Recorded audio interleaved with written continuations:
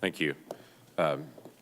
Director Ray, let me ask a question and just read something. It comes off the FBI website. It says, hate itself is not a crime, and the FBI is mindful of protecting freedom of speech and other civil liberties. So what I'm trying to figure out is a trend and a direction. I hear a lot about hate groups now, and then we've always talked about hate crimes. So what I'm trying to figure out is the FBI maintaining a list of hate groups that are under greater scrutiny, and if so, how is that list developed?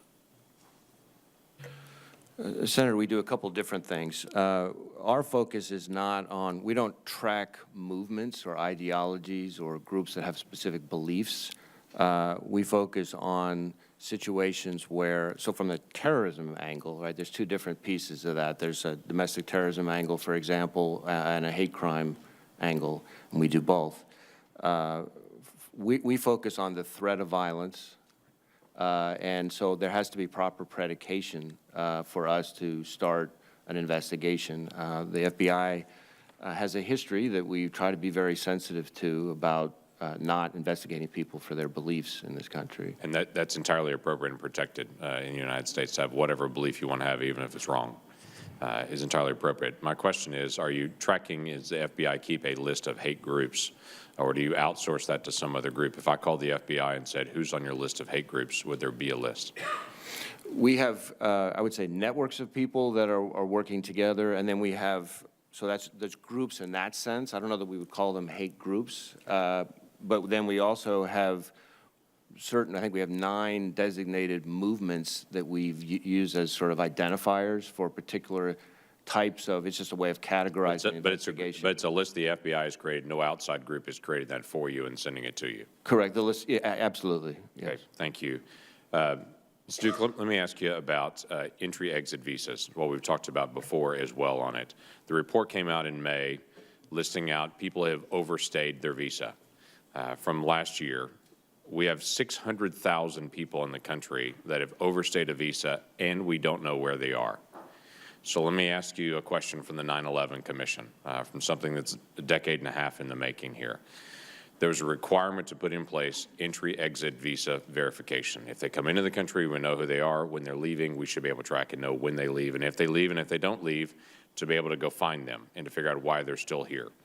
How is that going? There's a pilot program that's underway. I want to know how that's advancing and if everything's on schedule.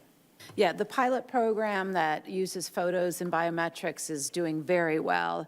Our next phase, which we're implementing now, is integrating it into TSA. It was only being used by CBP, and to date, that is the way we intend to progress. The pilot has proved itself successful so far in its limited application. Okay, full rollout will be by when?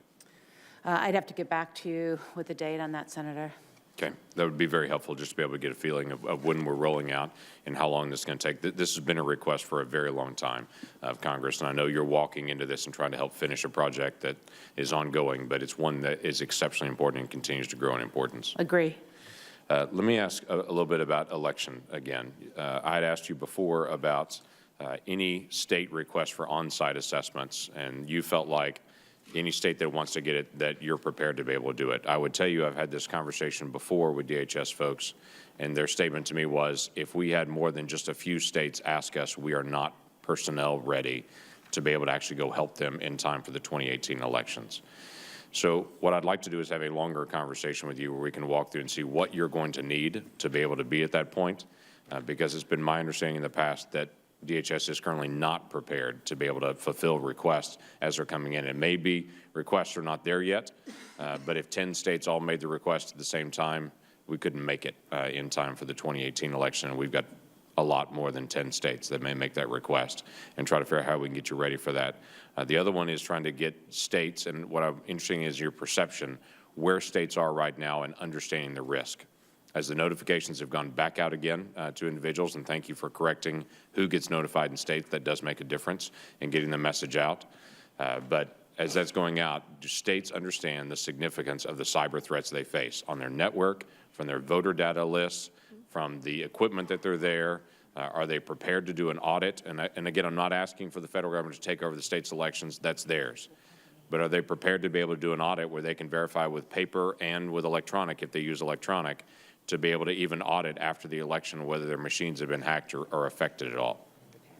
We've seen some more interest. There still is people, I think, artificially delineating between voter databases and election. Right. And so I would like to see more sense of urgency, but the cyber threats are at the forefront of us every day. Right. Well, if they get into a voter database and they delete people or they add people, you lose the integrity of the election at that point, and people lose trust because they show up and they're not registered to vote, and they used to be, and now suddenly they're gone from a list because someone reached in and changed it.